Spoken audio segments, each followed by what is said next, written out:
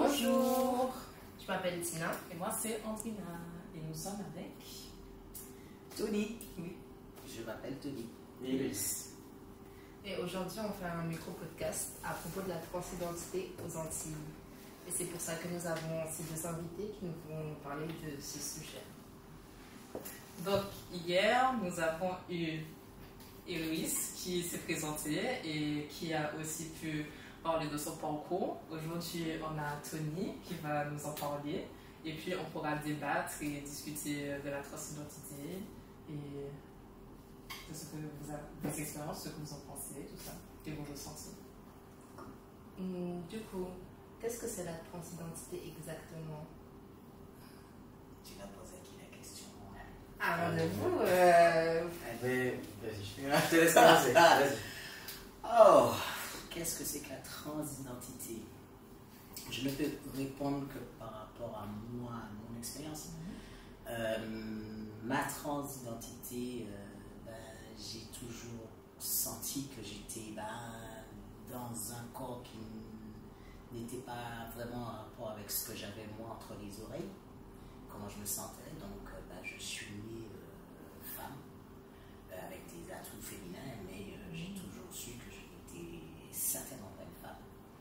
Et que de là, donc, c'est révélé ma transidentité dans le sens où j'étais transgenre et qu'il fallait que je fasse quelque chose pour que ce que je ressens et ce que je porte, enfin, ce que je reflète en société, soit en accord, en adéquation, quoi, c'est ça. Ouais. Et donc, ça va maintenant faire 7 ans.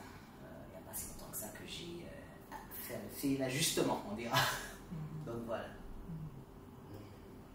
Du coup, la transidentité pour moi, basiquement, c'est juste le fait de ne pas se sentir en adéquation avec son genre qui a été assigné à la naissance. Et voilà, en fait, c'est justement, il y a tout un spectre de la transidentité. Voilà, ce n'est pas que binaire, comme on le connaît.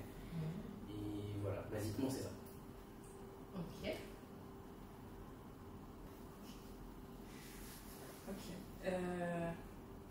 De mon point de vue, la transidentité, c'est pas quelque chose de naissant.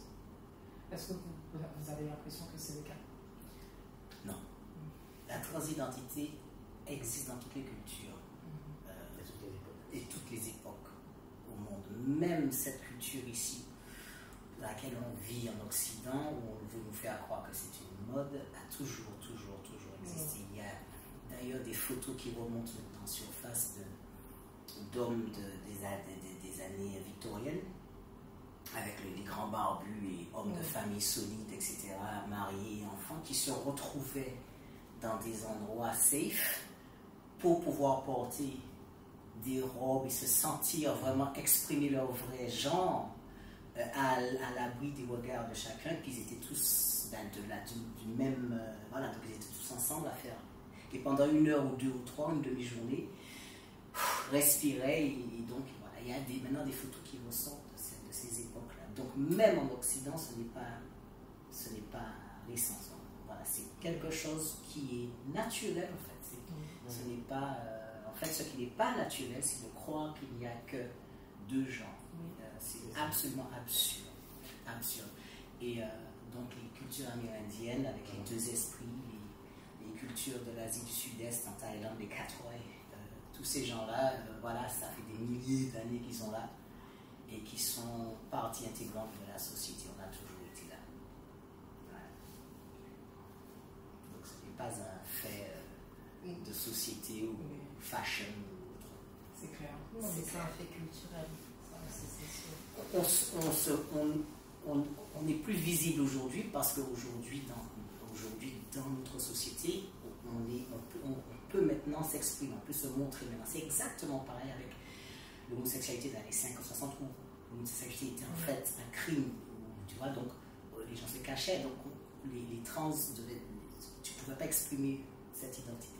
Mais aujourd'hui, tu peux. Donc, on est peut-être plus visible, mais ça ne veut pas dire que de zéro à rien, tu vois, on n'est pas arrivé là comme ça, comme un cheveu sur la soupe avant-hier. Maintenant, on peut être visible et c'est génial, c'est bien, parce que la société on commence à comprendre certaines choses et puis voilà. Mais ça ne veut pas dire qu'on... C'est juste avant-hier, ça fait longtemps qu'on est là. On est peut-être plus médiatisé, mais pourtant, le processus de transition est largement méconnu et largement, comment on dit ça, marginalisé. Il y a beaucoup de misinformation. Ouais. Préjugés, tout ça. Est-ce que vous pouvez nous en parler un peu? Oui. Moi, je n'en vis pas beaucoup de préjugés. Encore une fois, je ne peux que... C'est difficile de parler pour les autres, tu vois, frères et sœurs trans, mais pour moi, heureusement, je n'en ai pas beaucoup vécu de préjugés parce que, déjà, je passe, je veux dire, aujourd'hui, si je ne dis pas que j'ai été une femme, personne ne le saura, je suis un homme, quoi, maintenant, à part entière. Les préjugés, c'est souvent, c'est difficile beaucoup, surtout pour les sœurs, celles qui sont plutôt de homme à femme, ou parfois ça peut être encore un petit peu visible, et donc elles subissent vraiment des violences verbales, enfin maltraitées par la société, etc. Et voilà, ça par contre, elles ont vraiment physique aussi. Hein, ouais, elles ont vraiment sexuel. Sexuel, et ça c'est vraiment difficile pour elles, je pense. Plus spécifiquement des préjugés par rapport au processus de transition. Alright. Ce que les gens pensent que c'est, ce qu'il faut faire obligatoirement, c'est les étapes, okay. Yes. Toute la diffamation qu'il y a par rapport à ça. Est-ce que tu veux dire que est-ce que tu es obligé de passer par certaines étapes Entre autres, oui. Non. Enfin, moi, on est tous différents. Chaque trans est en contrôle de ce qu'il veut faire ou pas. Tu veux pas d'hormones, ça veut pas dire que tu n'es pas valide. Si tu veux avoir un traitement hormonal, si tu veux que ton corps change, c'est cool. Voilà quoi, il y en a qui vont pas faire les opérations, les autres, il y en a qui veulent. Chacun est en contrôle, décide de ce qu'il veut, de ce qu'il est. Et doit avoir sa place et être reconnu pour ce qu'il est, ce qu'il veut. Enfin, moi, c'est mon point de vue en tout cas. Oui. Et du coup, Héloïse, tu peux nous expliquer un peu quel est le processus? De quoi? Personnellement ou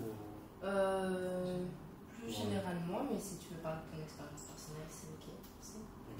Alors, en fait, ça dépend de chaque personne déjà. En fait, ça dépend de si la personne a envie de transitionner, parce qu'il y a différents types de transition. Il y a administratif, hormonal, médical, et c'est en fonction de la personne aussi. La personne peut choisir de faire l'un et pas l'autre. Enfin, voilà. En fait, chaque parcours de transition est unique. Donc voilà. Moi personnellement, j'ai décidé de passer par l'administratif et hormonal. Donc voilà, j'ai commencé l'hormonothérapie il y a 10 mois déjà. Et voilà, donc ça c'est mon processus à moi. Et puis c'est toujours un cheminement en fait qui mûrit toujours en moi, parce que quand on parle de transition, comme on dit, c'est vraiment une transition sur le temps en fait. On est en fait l'être qu'on est émerge de plus en plus vraiment aux yeux de la société. Et justement, je parle aussi d'alignement aussi, je parle souvent de ça, de s'aligner en tant qu'esprit, mais aussi de corps. Parce que justement, il y a encore des années, justement, je souffrais de dissociation. J'étais vraiment, je me sentais déconnecté de mon corps en fait. Ouais. Et en fait, c'est justement à partir de là, rien que ce processus-là d'assumer le fait que je suis transgenre, que voilà, en fait, toutes les décisions justement liées à ça, ça petit à petit s'alignait justement à mon parcours de transition. Et justement, l'hormonothérapie, ça a encore plus renforcé ça. Je me sens vraiment petit à petit émerger vraiment en fait. Voilà. Tu as dit l'hormonothérapie. L'hormonothérapie. Excuse-moi. C'est pareil pour moi. Alors, mon parcours, c'était quoi? J'ai fait... Et il y a quelque chose que tu as dit qui est hyper vrai pour moi aussi, c'est-à-dire qu'on se permet le temps de réflexion, de savoir, ok, phase 1, étape 1, est-ce qu'on le sent? Est-ce que c'est ok? On est ok? Yes, c'est oui. Ensuite, étape 2, je la veux ou pas? Est-ce que je vais m'arrêter là ou je veux continuer? Et c'est cette période de transition. C'est vraiment, tu es en transition, c'est-à-dire que tu prends le temps de réfléchir, ton temps de réflexion, de te regarder dans le miroir, puis de te considérer, toi, je veux aller jusqu'où? Est-ce que je suis prêt à aller à la prochaine étape? Est-ce que je la veux, cette prochaine étape? Donc, il y en a qui vont jusqu'au bout, il y en a qui s'arrêtent à n'importe quel moment de l'étape, et puis qui sont OK. Et puis il y en a qui ont besoin d'aller jusqu'au bout. Il n'y a pas de règle, ça dépend de ce que toi, comment tu t'identifies, comment tu te reconnais. Et donc moi, je suis allé jusqu'au bout, j'ai commencé mes opérations et tout ça. Et donc aujourd'hui, devant la loi, j'ai fait mon changement de nom et de voilà. Mais je me suis accordé ce temps de réflexion. Je ne suis pas allé trop vite. Je me suis posé. Je me rappelle que pendant le premier grand confinement, j'ai arrêté pendant un moment mes hormones pour savoir si vraiment. Tu sais, parfois tu le fais pour savoir est-ce que tu as bien, est-ce que tu es dans la bonne voie. Oui, c'est ça, oui. Et quand j'ai arrêté, je me suis senti tellement mal. Je me suis dit, Tony, non, il faut que tu continues. Et là, c'est ce qui m'a fait comprendre qu'il fallait que j'aille jusqu'au bout. Mais ça, c'est ma décision à moi. Le prochain trans à côté ne va peut-être pas vouloir aller jusque-là. Ouais, exactement. Donc, super. Merci. Et beaucoup de personnes trouvent que on ne peut pas transitionner comme si quand on est enfant, on ne peut pas se sentir trans en fait. Ou même que si on se sent trans, c'est après avoir... il faut que tu puisses mûrir, être mûr pour savoir si tu te sens trans ou pas. Et que les enfants ne peuvent pas ressentir ça. Est-ce que vous pensez qu'il y a un âge en fait? J'avoue ne pas savoir la réponse à ta question. Okay. C'est assez complexe. C'est vrai que... alors encore une fois, je crois que c'est toujours plus sage de toujours parler par rapport à sa propre expérience. Je ne saurais me prononcer pour un autre enfant. Mais moi, je me rappelle toutes ces décennies.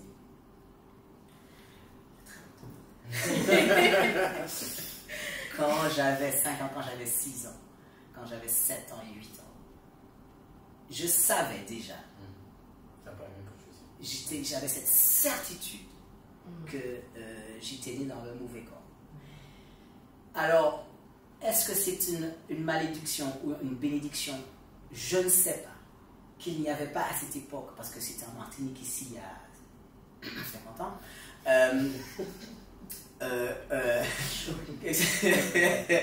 Alors, je ne sais pas si ça avait été possible. Est-ce que mes parents m'auraient laissé faire ou pas? J'en sais rien. Ou est-ce que quelque part, ça a été peut-être un positif? J'en sais rien. C'est vrai que j'ai terriblement souffert de tout ça, mais je ne suis pas mort. Et puis avoir eu l'expérience, malgré tout et envers et contre moi, d'avoir été quand même obligé d'être une femme, m'a appris énormément de choses. Ce que c'est qu'être une femme. Et aujourd'hui, est-ce que c'est pas pour ça que je suis aujourd'hui encore plus féministe aujourd'hui, en tant que Tony Platon, qu'avant? C'est-à-dire qu'aujourd'hui, avoir été obligé de marcher des chaussures qui ne m'appartenaient pas, m'ont permis de comprendre énormément de choses vis-à-vis de cet autre genre. Et donc aujourd'hui, je suis peut-être béni de pouvoir comprendre les deux et de pouvoir vraiment associer les deux. Donc pour moi, le fait que je n'ai pas pu transitionner peut-être quand j'avais 12 ou tu vois, avoir eu, parce que maintenant quand tu es un enfant et que tu veux transitionner, ils te donnent des hormones pour bloquer d'abord, ensuite machin, après tu as... Ok, you get blockers. Voilà, blockers, etc. So, and then after that, je ne sais pas si nous... Oui, voilà. J'ai vécu en Angleterre 25 ans, j'ai commencé ma transition là, donc c'est vrai que le français est compliqué pour moi encore, mais voilà. Mais c'est vrai que pour moi, cette indisponibilité de ne pas pouvoir transitionner à cette époque-là, peut-être a été quelque chose de bien pour moi. Mais pour moi, je ne peux pas dire pour les autres enfants aujourd'hui. Il y a des gamins qui, pour eux, ça a été, c'est terrible, c'est difficile de... Voilà, quand tu sens que tu es bloqué, que tu passes à côté de qui tu es, c'est complexe, c'est complexe. Et puis aussi, il ne faut pas non plus, parce que c'est vrai que... Alors, pour encore revenir au fait que parfois, est-ce que c'est ok, est-ce que c'est pas ok de permettre aux enfants de s'exprimer là-dessus. J'avais moi, ma meilleure amie, j'ai une très bonne amie qui s'appelle Grace, je suis sûre que ça ne va pas l'embêter que je la nomme. Elle était très garçon manqué, mais vraiment encore plus que moi. Mais aujourd'hui, c'est une femme cisgenre accomplie, sans problème, bien dans sa peau. Maintenant, si elle a souvent, quand elle était gamine, prétendu à l'école qu'elle était un petit garçon. Tellement que c'était parfois. Mais aujourd'hui, c'est une femme cisgenre tout à fait bien dans sa peau. Alors, si elle avait exprimé le désir de vouloir transitionner, est-ce que ça n'aurait pas été une erreur à ce moment précis pour elle? C'est très complexe. Je pense que c'est génial qu'il y ait maintenant les disponibilités médicales et l'écoute qu'il faut pour justement que les enfants puissent s'exprimer et dire encore ce qu'ils ressentent. Je trouve que c'est génial parce qu'avant, à mon époque, ça n'existait pas. C'était vraiment... Donc je pense que maintenant, il y a une plateforme, c'est génial. Mais aujourd'hui, c'est qu'il faut vraiment être à l'écoute. Il faut vraiment aiguillonner et savoir aiguillonner. Parce qu'il ne faut pas que ça se trompe, faut pas... Voilà. C'est pour ça qu'il faut vraiment se donner le temps. En fait, se donner le temps. Et puis surtout être suivi aussi, puisque justement, ça permet aussi de faire émerger encore certains questionnements. Justement, on en parlait tout à l'heure. Du coup, ça permet de venir au cœur de ça, en fait. Voilà. Et puis aussi, de prendre vraiment, de permettre à cet enfant de vivre une vie pleine très tôt, dans sa vraie peau. Et ça n'a pas de prix. Donc, comme pour tout, il y a du bon et du mauvais. Il faut vraiment juste gérer ce qu'on a. Parce que moi, il y a une influenceuse trans que je suis, que j'adore énormément, et elle doit avoir le même tranche d'âge que moi, je crois. Et elle a transitionné quand elle avait 7 ans. Ouais. Et même, genre aujourd'hui, dans sa transition, elle est bien. Comme elle est la personne qu'elle est, elle se sent bien dans son corps. C'était pas comme si une erreur ou autre. Elle s'est toujours sentie femme, toujours sentie bien dans le corps qu'elle a. C'est vrai que des fois, elle oublie de prendre ses hormones. Et donc, voilà, ça arrive. Mais... je sais pas, je me dis qu'en vrai, si l'enfant montre un désir, on peut le questionner l'enfant, travailler dessus, travailler sur le questionnement, tout ça, chercher la source. Et ça, c'est bien. Prendre son temps. Et ça, c'est bien. Parce qu'aujourd'hui, on peut faire ça. Alors qu'avant, il y en écoute. Non, c'était même pas la peine. Et puis tu le sentais, toi, l'enfant en question, alors qu'aujourd'hui, tu peux t'exprimer, tu peux le dire. Puis tu as des écoutes. C'est ça, moi je trouve que c'est... Ça dépend des familles. Oui, ça dépend des familles, malheureusement. Mais tu as les médecins maintenant, tu as des psys pour enfants, tu as des hôpitaux, Tavistock Hill pour l'Angleterre qui font un super travail pour les enfants trans et tout. Donc au moins, tu vois, ça c'est bien. Mais est-ce qu'ici au Senti, ils font ce travail avec les personnes trans? Alors je ne saurais te répondre parce que je suis arrivée il y a 3 ans seulement. Il y a un parcours fait pour les personnes trans avec une cellule de psychologues, médecins traitants et endocrinologues. Mais c'est juste 3 personnes, genre c'est une petite cellule, c'est pas quelque chose de très grand. Mais c'est déjà... c'est déjà ça. C'est déjà ça. Et c'est par cette cellule-là que je suis passée. Donc c'est plutôt cool. Mais c'est super que ça y est enfin, même si voilà, c'est ça qu'on reconnaît aujourd'hui qu'on existe, ici qu'il y a une petite communauté trans et qu'on peut se reposer sur des professionnels de la santé, des docteurs, des médecins. Et ça c'est bien. Et même au niveau des opérations, je sais que Top Surgery, ça se fait à Montgolfier, c'est génial. Si tu n'as pas besoin d'aller même pas à l'Hexagone. Voilà, c'est ça. Donc ça avance, je pense. Moi, en tant que personne non binaire, j'ai déjà souffert de dysphorie. J'ai déjà eu des moments où mon corps, j'arrivais pas à le reborder ou à le supporter. Est-ce que vous croyez que toutes les personnes trans, ou même toutes les personnes non-binaires vivent ça?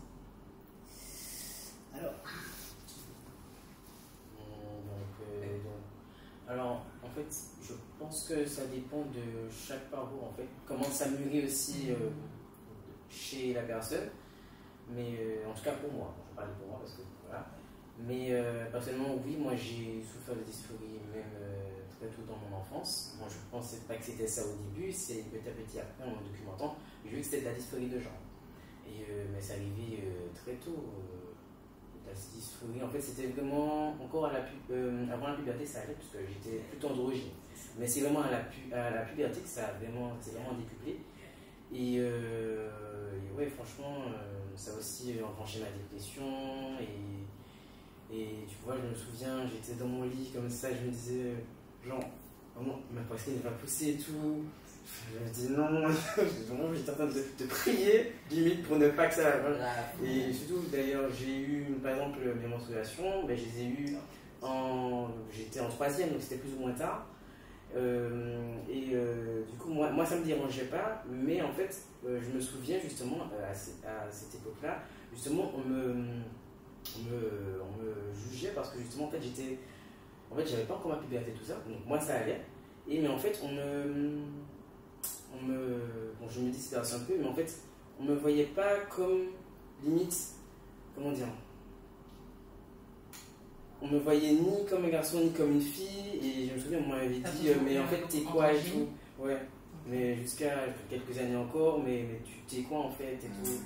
Et enfin voilà, mais pour revenir à la dysphorie, en fait, c'est arrivé vraiment très tôt. Bon, je savais qu'il y avait un petit truc quand même, j'avais peut-être quoi, 4-5 ans, mais bon, c'est en ressenti, tu ne pourrais jamais lire moi à cet âge-là, mais c'est après, quand ça mûrit en toi, que tu vois même, je sais pas, dans un cours, ou même quand tu interagis avec des enfants de ton âge, que tu vois, il y a toujours quelque chose en fait qui te titille, et c'est après que quand tu grandis, la puberté arrive, voilà tout ça, c'est là que tu te rends compte que ben, en fait c'est ça en fait.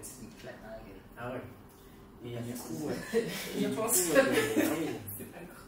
Franchement, c'est le seul gros mot de tout le Je ferai 10 points à la sortie. Mais tout à fait, je m'identifie complètement avec ce que tu as dit. Mais cette histoire de prier la nuit quand tout le monde dort, et pour pas que ces trucs-là poussent, mais je l'ai fait moi. Mais c'est grave, quand tu l'as dit, je me suis revu, tu vois. Tu pries pour que ton corps ne change pas. Moi, j'ai jamais processé le fait que c'est là. Ouais. Non, mais moi non plus. C'est-à-dire que là, c'est-à-dire qu'aujourd'hui, j'ai fait mon opération en novembre. Ouais, j'ai fait la vasectomie en novembre. Et ben, je vis, les gars. Mais je te dis, mes frères, ils me font Tony, tu fais quoi là? On va faire les courses, on va te mettre un t-shirt. Le mec, c'est pas juste. La journée. Ah, c'est pas juste. Ah non, mais. Non, mais. Encore plus si c'est transitionné, tu vas à la salle. Ah ouais, c'est tout. Je me balade. Laisse les gars.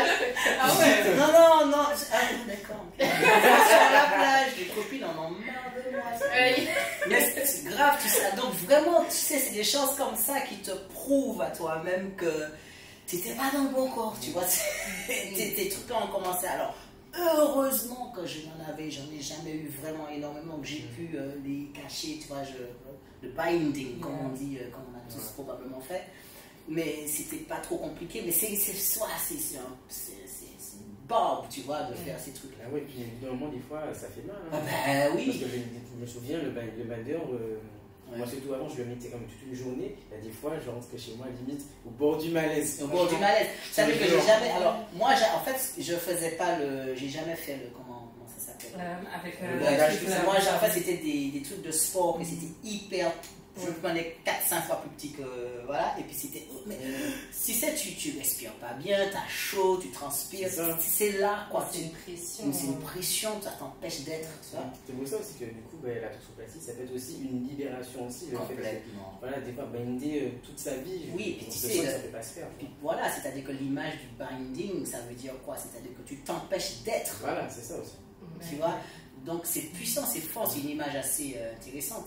Et puis tu te libères, parce qu'après tu l'enlèves, parce que voilà, on te les a enlevés, et tu commences à sentir, à te reconnaître, à regarder. Punaise, je te dis sincèrement, j'ai jamais regardé, j'ai jamais fait de selfie avant maintenant. Maintenant, je suis toujours en train de me rendre compte. Mon téléphone, c'est voilà. C'est parce que je m'aime. Oui. Non mais grave, il a fallu que j'attende tout ça d'années pour être en accord avec moi-même. Mais c'est un feeling extraordinaire. Mais pour en arriver là, c'est vrai qu'on a prié. Moi, je te dis, mes premières menstruations, je sais même pas dire le mot, tellement Ouais. Menstruation. Et donc, je me rappelle, j'étais chez ma grand-mère, c'était en vacances d'été. J'étais absolument. Mais j'ai eu une grosse déprime. Je me suis dit, ça y est, ben voilà, le bon Dieu, il a décidé que. Surtout le fait que ça revienne tous les mois, en fait, ça te remet, bim, chaque mois. Pour peu que tu oublies 5 minutes, bang! C'est ça. Ah, mais c'est compliqué. C'est compliqué. C'est-à-dire que je voulais que chaque homme 6 ait pendant 2 ans leur rêve. Avec les douleurs. Mais ne parlons pas des pensées suicidaires. Non. En fait, tout ça pour dire que c'est nous. En fait, c'est comme si, parce que tu es un gars, même si tu es dans un corps de femme, tu es un gars. Et tu es obligé de passer par des trucs qui ne sont pas pour toi, en fait. On m'a dit, peut-être que tu vas devenir chauve avec la calvitie, avec les hormones, machin. J'ai dit, je m'en fous. Bring it on. Parce que si ça me revient à moi, c'est pas grave. Mais les règles, c'est pas pour moi. Et les chauves, des fois, ils sont beaux. Oui. Déjà, eux. Donc, en fait. Je pense pas. Ça arrive donc, voilà. Donc, en fait, si c'est ton lot, tu l'acceptes. Mais quand ça n'est pas ton lot, c'est difficile de l'accepter. Moi, je me suis souvent demandé quelle est l'importance des pronoms. Parce que des fois, en fait, là, je suis un peu habillée fémininement avec des jupes, tout ça. Mais quand je m'habille un peu masculine, tout ça, les gens, surtout avant énormément à Barcelone, me voyaient genre, ici, ça c'est une fille, c'est un garçon, genre vraiment énormément. Et on m'a déjà traité de il, que ce soit au téléphone ou dans la rue. Et je prenais même pas la peine de répondre, genre c'est elle, parce que moi je m'en fiche. Mais je veux savoir quelle importance ça a pour les personnes non-binaires et pour les personnes trans. Alors, pour moi, comme j'ai très vite, malgré un processus de réflexion, j'ai quand même très vite compris que je suis un homme. Donc c'était il. Pour moi, il, voilà, c'était très simple. Pour moi, c'était Monsieur il, lui. Et donc, mais j'ai pendant un petit moment effectivement travaillé avec le they en anglais, parce que j'ai eu cette période où j'étais entre les deux, même au niveau des hormones, c'est-à-dire que c'était 50-50. J'arrivais dans un magasin, une fois c'était madame, que je puisse faire vous, puis le prochain magasin c'était monsieur, c'est-à-dire que j'étais dans cette espèce d'entre les deux, même au niveau des hormones. Et c'était assez intéressant. Donc j'acceptais, quel que soit, moi je n'avais pas à ce moment-là d'après aussi ce que je reflétais, que les gens voyaient. Voilà. À partir du moment où on me traite avec respect, le reste, voilà. Et puis quand j'ai continué, que j'ai compris où je voulais aller, en fait c'est venu de soi, c'était une évidence quand les gens me regardaient, que c'était il. Et voilà, pour moi c'était assez simple. Donc, je ne sais pas pour les non-binaires justement comment ça fonctionne pour eux. Moi je me sentais plus safe d'utiliser Yel en France. Parce que c'était pas compliqué. L'entourage autour duquel j'étais quand j'étais en métropole me demandait directement. Chaque personne que je rencontrais me demandait directement mes pronoms et respectait directement les pronoms que je leur donnais. Mais vu que j'ai grandi dans une famille antillaise et aux Antilles, pendant quand même la grosse majorité de mon enfance et de ma vie, je savais clairement de base et de but en blanc que quand j'allais revenir ici, c'est même pas la peine que je dise aux autres mes pronoms. C'est ça. Parce que... Comment je fais l'interview mais quand tu disais c'était même pas la peine de... Ça te frustrait quand tu avais une frustration. Je me suis mis une frustration, mais je me suis mis cette frustration avec quand même une acceptation des faits. Parce que c'est des faits. Quand je vais arriver ici, on va me voir pour mon corps, pour mes atouts, pour ce que je porte sans consentement, donc ce que j'ai eu à la naissance. On va juste me voir pour ça. On va pas chercher plus loin, on va pas chercher à savoir si je me sens comme mon corps, on va pas chercher à savoir si ça me dérange. Je savais tout ça déjà, c'est des faits. Et donc, quand je suis arrivée ici, j'ai accepté qu'on me donne le pronom, même si que ça me trigger, même si des fois ça me hic, même si que des fois, en vrai, je laisse ça passer parce que je m'en fiche. Il y a des jours je m'en fiche, mais il y a des jours je m'en fiche pas. Parce qu'il y a des jours, je suis dysphorique. Il y a des jours, je me sens pas forcément bien de base. Donc, oui, il y a des jours c'est plus difficile, mais quand j'ai déjà mis le fait dans mon cerveau que, je sais pas, moi j'ai déjà installé que c'est comme ça que c'est, ici en tout cas, pour le moment, donc je vais l'accepter comme ça pour le moment. Et quand je vais voir des ouvertures, donc quand je rencontre, parce que j'ai commencé vraiment à entrer dans la communauté queer depuis que je suis revenue ici, quand j'ai rencontré d'autres personnes non binaires, quand j'ai rencontré d'autres personnes trans, d'autres personnes, c'est là que j'ai commencé à vraiment dire que mes pronoms c'est elle, dire que je peux faire des them, ou que je peux faire ci, ou que je peux faire ça, parce que je me sentais plus safe. Mais en tout cas, 2023 quand je suis arrivée ici, j'étais en mode ok, tout le monde va m'appeler elle, acceptation, même si que ça te trigger, même si ça te fait chier, accepte, c'est pas grave. C'est ça, c'est-à-dire qu'en fait, faire comprendre à l'autre que ce n'est pas lui, à lui de te définir, mais c'est toi qui... Je ne veux pas dire imposer, parce qu'il ne faut jamais arriver dans ce monde en voulant imposer des trucs. En fait, si tu arrives à le faire comprendre d'eux-mêmes que c'est ainsi, puis tout passe comme de l'huile d'olive sur ta chaîne chaude. Donc, voilà. Et donc, c'est encore mieux. Mais moi, ce qui me dérange le plus au niveau des pronoms, c'est quand tu le dis à quelqu'un et qui fait de la résistance. Ça manque de respect. Même si tu n'es pas d'accord avec moi, m'en fous, je ne te demande pas d'être d'accord, je te simplement demande de me respecter. Voilà. Après, si tu m'aimes pas, c'est pas grave, c'est cool. Je préfère que tu me respectes que tu m'aimes, en fait. C'est beaucoup plus important. Alors, et puis, il y a ceux qui, de façon genuine, ne savent pas. Et donc, ils ne savent pas, on leur dit. Et puis, ils disent ok. Et puis voilà, ça avance. Alors, c'est ça, en fait, c'est du moment où tu dis ce que tu veux, il y en a qui comprennent et qui le font. Alors, des fois, il y a des oublis, mais c'est cool. Moi, au début, tout le monde oubliait, ma famille, ils étaient hyper pour moi, mais de temps en temps, parce que bon, ils ont connu cette personne pendant 40 et quelques années, c'est difficile de faire, même s'ils veulent. Donc, je ne me fâchais pas, je ne me frustrais pas, je simplement, par contre, sous conseil de mon psy, il disait simplement corrige. Sans te vexer, sans juste quand tu dis elle, il. D'accord. Et ils entendent. Parce que si tu ne corriges pas, tu valides la faute. Donc, c'est pas bon non plus pour eux. Donc, simplement, de façon très cool, tu vois, en fait, ils sont embêtés. Vraiment, ça les agite. Non. Parce qu'ils sont tellement embêtés que c'est toi qui les rassures. Non, t'inquiète, t'inquiète pas, c'est un oubli, t'inquiète. Et tu les rassures. Et tu verras qu'en fait, ça passe gentiment. Par contre, la petite infime partie de ceux qui font de la résistance, tu les vires de ta vie, puis voilà. Enfin, quand c'est tes parents. Voilà, c'est ma question. Alors, il y a des situations compliquées, c'est vrai, c'est très juste, malheureusement.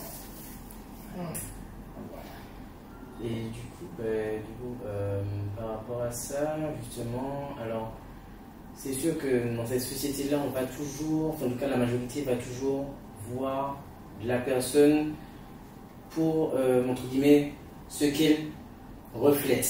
Mais je trouve que justement, c'est ça l'important aussi de demander les pronoms. En tout cas, bon, pour ceux qui veulent se déconstruire sur ça et qui justement font le travail sur ça pour justement poser, justement, je trouve que c'est très bien. Parce que ça aussi engage la personne aussi à s'ouvrir à toi, puisque tu montres que voilà, tu es safe, tu te déconstruis. Et justement, ça permet aussi à la personne d'être elle-même aussi avec toi.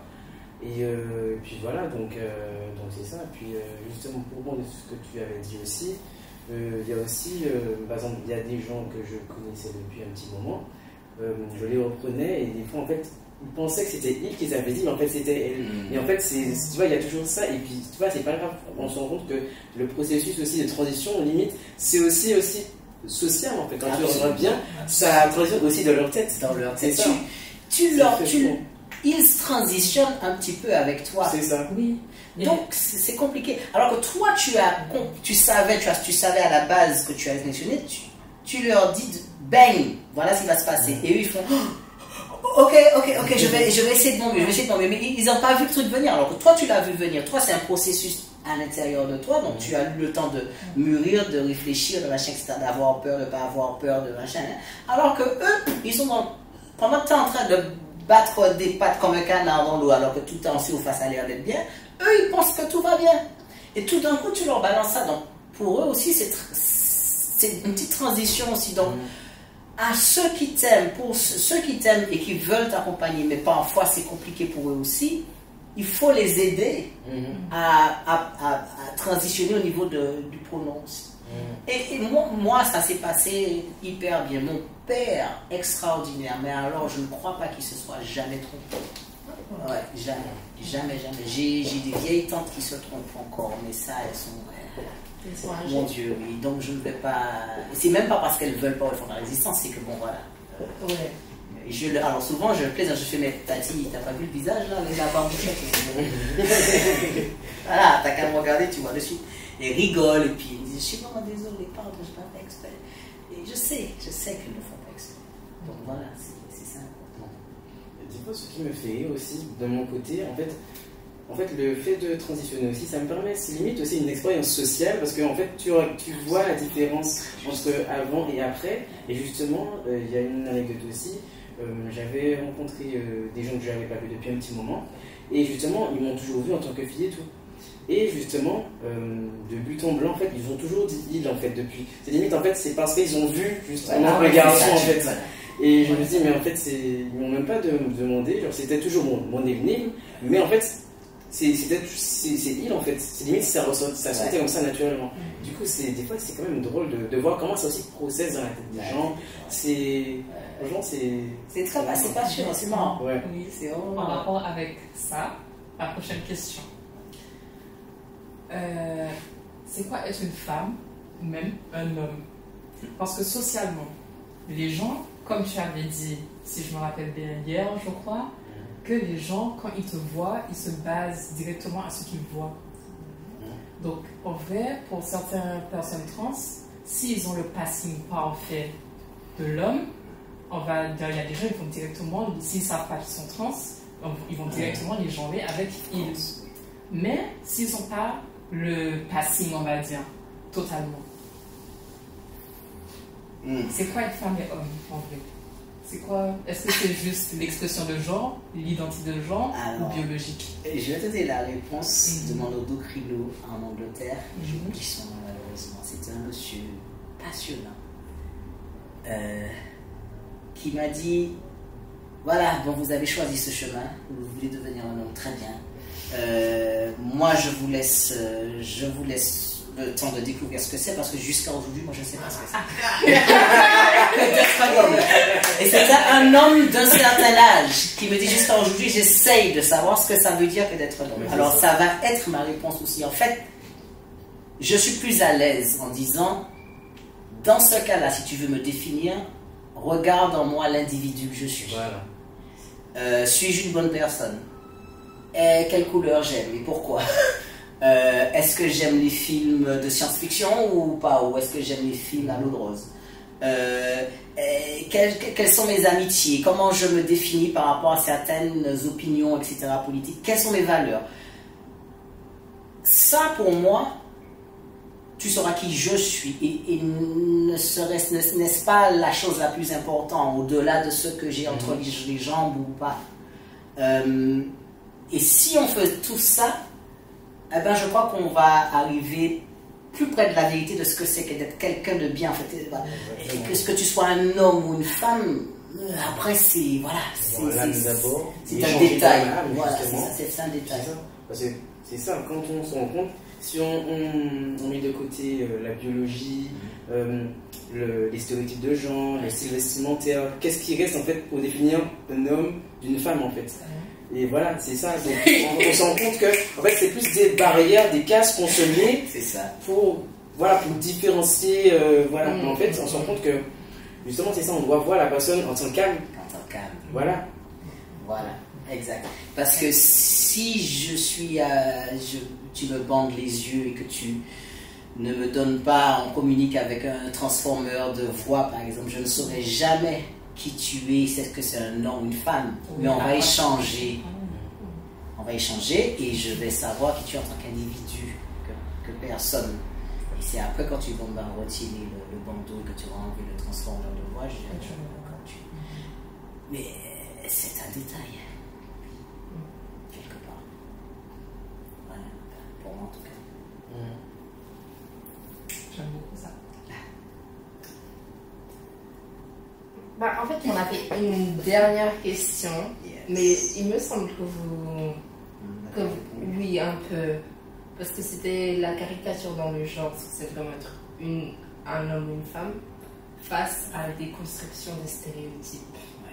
C'est-à-dire, si maintenant une femme peut tout faire, peut être masculine, peut jouer au foot, peut être maçon, vous voyez, et si un homme peut être féminin, peut être né l'artiste, enfin, voilà. Alors, aujourd'hui, bien heureusement, tout ça a éclaté, c'est très bien, parce qu'il fut un temps où une femme, il y avait des métiers qu'elle ne pouvait même pas envisager, parce que tu es une femme. Et pareil pour un homme, il y a des métiers qu'on ne peut même pas envisager parce qu'on est homme. Il y a des jouets pour filles. Il y a des jouets pour garçons. Il faut arrêter le délire. Ça veut dire que moi, quand j'étais une petite fille et que j'avais envie des camions, eh ben non. Vous saviez ce que je faisais de mes poupées? Il y avait une tête dans la salle de bain, une jambe dans la cuisine, le corps dans le salon. C'est pour vous montrer. Ok, c'est un peu. Ouais, c'est un peu psychopathe. Mais après, toutes mes soeurs le faisaient, donc je me sens pas mal. Déjà, je me sens innocente. Toutes mes soeurs le faisaient aussi. Donc c'est bon. Oui, voilà. Mais. Non, c'est CSI. C'est juste. En fait, Crime Scene Investigation, disais, le crime. Il y a une jambe par là qui décompose. Et genre, c'est juste pour montrer qu'en fait, des fois on va penser que je donnais ça à un enfant, l'enfant va jouer avec ça de cette façon-là. Parce que voilà. On a donné un genre à l'enfant, on a dit que l'enfant, vu que je suis une fille, on me donne une poupée, elle va faire ça, elle va couper des tissus, faire des robes. Tu apprends à être une maman et une femme parfaite. Elle va faire un manger avec cette poupée. Voilà. Même alors que toi, non, tu la suicidais et que tu... Voilà. Je dissèque, non, je faisais pas ça. Non. Mais tu allais retrouver la poupée en très mauvais état. Voilà quoi, genre... Mais tu sais, encore une fois... Et on voit ça aussi souvent dans notre société ici, en Occident, où un homme doit être un homme et une femme doit être une femme. Maintenant, ça change beaucoup. Heureusement, ça change. Et aujourd'hui, voilà, tu as cette possibilité, que tu sois un homme ou une femme, d'être terriblement féminin. Attention, tu as un moustique qui voulait te faire la bise. Tu as des hommes qui sont, voilà, qui se sentent bien dans... Et puis, alors, ça va loin, il y a des hommes qui aiment se maquiller, porter des vêtements de femmes, qui n'ont pas nécessairement envie de transition, qui sont bien, qui sont cisgenres, mais qui s'autorisent à exprimer en eux cette féminité. Et vice-versa.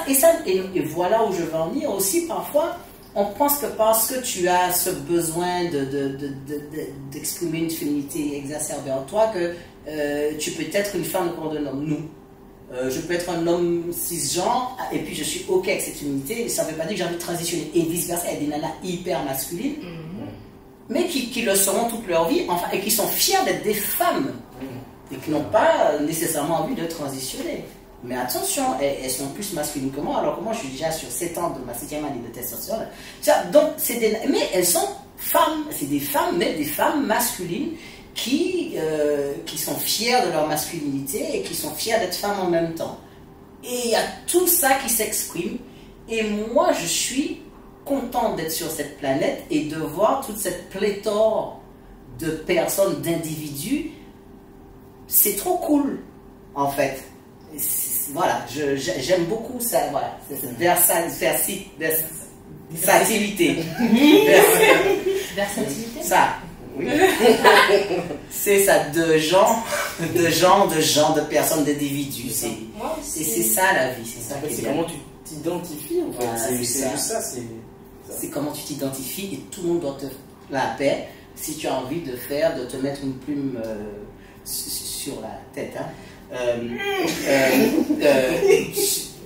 Et puis voilà. Et d'ailleurs, c'est ce que je crois qu'avoir vécu en Angleterre m'a beaucoup aidé, parce que, encore une fois, c'était souvent ça. Je me rappelle être arrivé il y a 25 ans là-bas, et je voyais des gens avec des coiffures et des tenues vestimentaires, mais tu te dis, mais c'est carnaval? Non, c'est des gens qui s'expriment, qui vivent comme ça tous les jours. Complètement, et qui sont tellement heureux que tu n'as pas envie de les embêter. En fait, tu as parlé de carnaval, ça me bouleverse qu'ici aux Antilles. C'est que pendant le carnaval. C'est ça. Que pendant le carnaval. Ça montre vraiment, en fait, la problématique qu'il y a, en fait. Vous êtes en compte que, en fait, déjà, la majorité des hommes, mais des jupes, ils se mettent vraiment... Mais oui, justement, est-ce que c'est vraiment un problème? Genre, moi, je vois ça plus comme une thérapie, parce que comme nous étant esclavagistes pendant très longtemps, notre liberté n'avait pas forcément lieu d'être.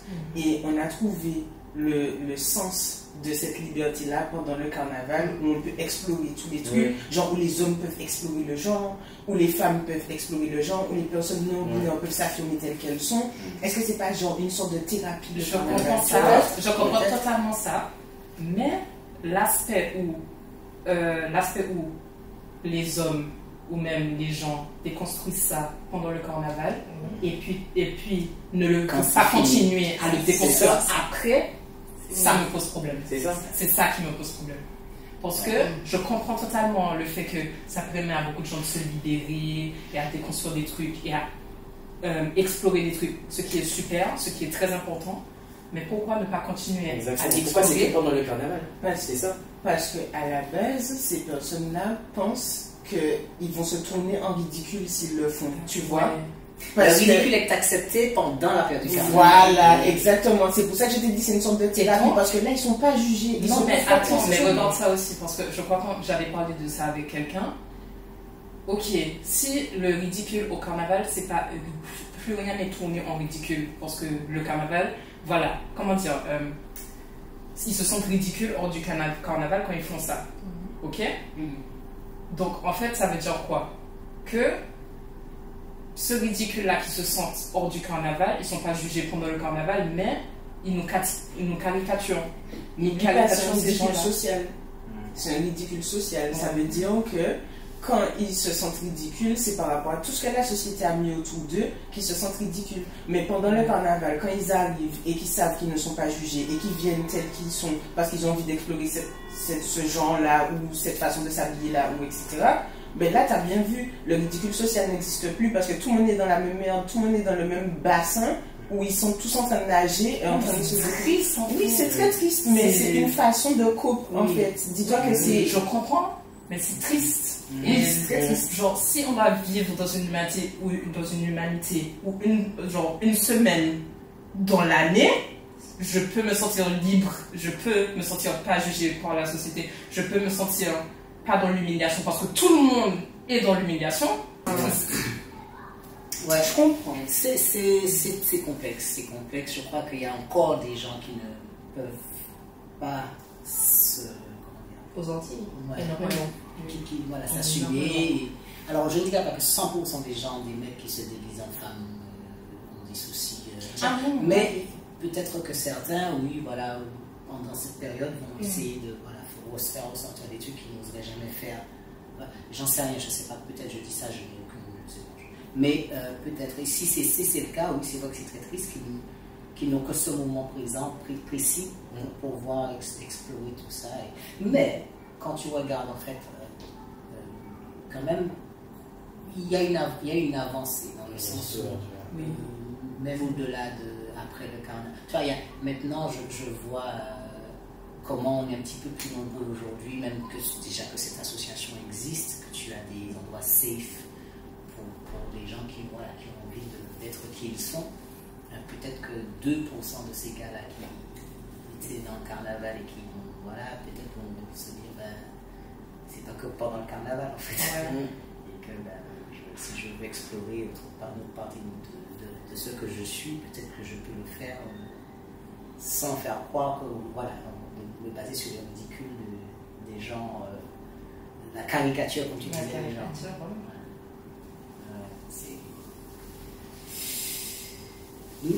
Écoute, s'il faut finir, moi je suis optimiste. Je suis optimiste, je vais te dire pourquoi.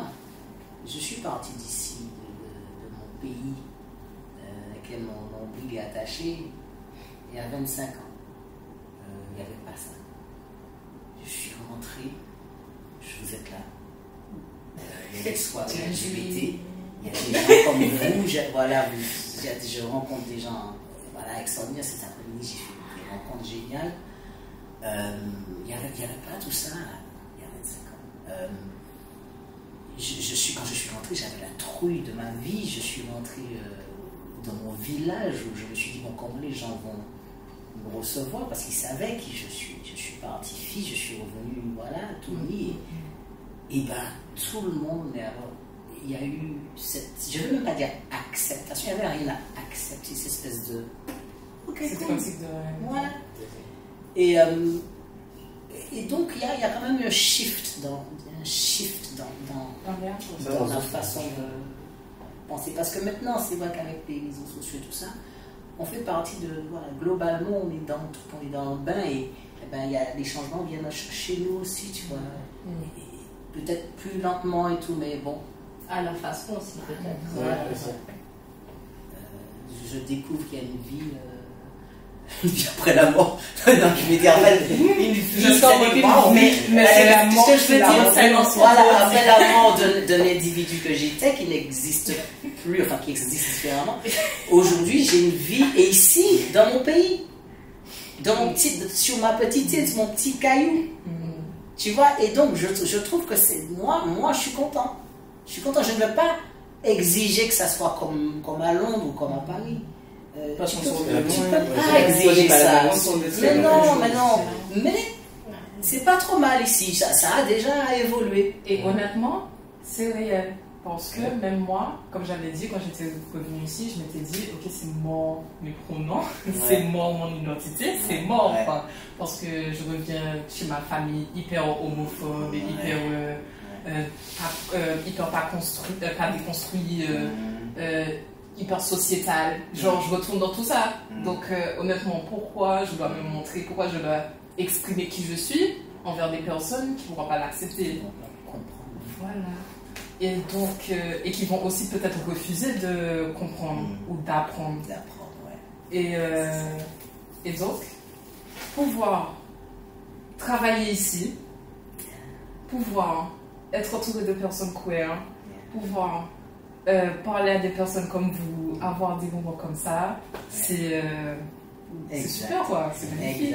Et puis, tu sais, il suffit que de 4 ou 5 personnes sur qui tu peux vraiment compter et parler. Et puis ça tu verras que moi. Et voilà. Et toi, Héloïse, c'est quoi ton impression par rapport c'est quoi, quelle est ton impression pour le futur de la communauté LGBT et des trans ici? Franchement, moi je soutiens mes soucis. Bon, pour rebondir sur ce qu'il a dit, on sent que petit à petit les mentalités changent. Et puis, même quand j'échange avec des amis d'enfance ou même du lycée, tout ça, moi je me rends compte que même eux aussi en fait, ils font aussi partie de la communauté LGBT, mais ils ne le disent pas forcément. Mais en fait, c'est juste comme ça pour être facile, ils sont juste bi ou lesbiennes. Et... Pour eux, c'est pas. Voilà, et en fait, c'est juste comme ça en fait. Ouais. C'est bon, il y en a qui ne veulent pas non plus le montrer, mais il y en a juste, c'est juste comme ça. Le nombre de personnes que j'ai appris qui étaient dans la communauté et on était à l'école ensemble, c'était un choc en fait. Parce que quand tu repenses au moment que tu passais avec ces gens-là à l'école et que tu te dis, waouh, genre cette personne-là fait partie de la même communauté que moi, quoi. Genre, pour moi, c'était beaucoup de révélations, beaucoup de Et wow. puis, il y a les autres lettres qui viennent après, le T. Et tu sais, c'est intéressant parce que quand on a commencé, enfin, quand nos ancêtres, je veux dire, les gens qui sont avant Stonewall, etc., ces gens-là qui ont vraiment pris les coups de poing, parce que c'est eux qui ont commencé l'histoire, punaise, il fallait du courage. Ah, ça. Et pour le truc le plus simple, juste le droit d'aimer qui tu veux, d'être homo et pas être en prison pour ça. Et c'est des gens qui se sont battus. Alors aujourd'hui, on a Gay Pride et tout, c'est bien, mais il faut se rappeler que quand Gay Pride a commencé, c'était un combat, c'était du militantisme. Et donc, il ne faut pas oublier ça.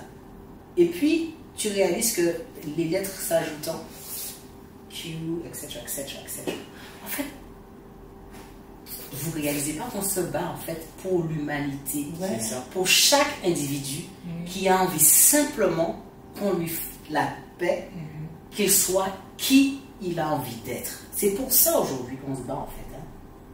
Et donc, voilà l'étendue du combat. Enfin, pour moi en tout cas, parce que je ne m'arrête pas à, voilà quoi, l'identité trans ou homo, c'est ça. Pour tout, voilà, tu as le droit d'être gros, petit, maigre, machin, tu as les cheveux bleus, les cheveux comme tu veux, et je me bats pour ce droit. Tu n'agresses personne, tu fais de mal à personne, et bien sois qui tu es. Et en fait, on s'avance vers ce. En fait, c'est ça. Et puis, c'est génial de voir beaucoup de straight for gays, c'est-à-dire j'ai beaucoup d'amis hyper straight. D'ailleurs, chaque fois que je vais straight for gays, c'est-à-dire que c'est des alliés. Ah, straight for gays. Et quand je vais, par exemple, quand je vais à Gay Pride, je suis toujours avec des copines straight. Et dernièrement, on était avec des gars et des gars straight aussi. En fait, voilà, donc aujourd'hui, on est inclusif, c'est-à-dire qu'aujourd'hui, tu es là parce que tu as envie de te battre pour que tu sois, que l'autre soit accepté pour ce qu'il est, que tu sois straight, gay, ensemble. En tout cas, je remercie vraiment l'association Cap Caraïbes, justement, toutes les interventions qu'ils font dans les écoles, justement les rencontres, les activités, tout ça, franchement, ils permettent vraiment que la communauté puisse se retrouver dans un endroit safe, échanger, partager leur histoire, puis vraiment être qui elles sont. Franchement, ça c'est super. Merci d'être là. Merci à vous. Merci. Vraiment, franchement, faut donner de la force et puis c'est ça, continuer. Et puis, merci beaucoup. Super. Donc, excellent. Merci. Merci. Merci de l'inviter en tout cas. Merci aussi à vous d'être venu et d'avoir participé au podcast. J'espère que ça vous a plu. N'hésitez pas à nous dire en commentaire si vous avez des thèmes, des sujets à partager, des questions. C'est vrai. Et suivez Cap Caraïbes pour encore plus de podcasts. Merci. À la prochaine. Bye.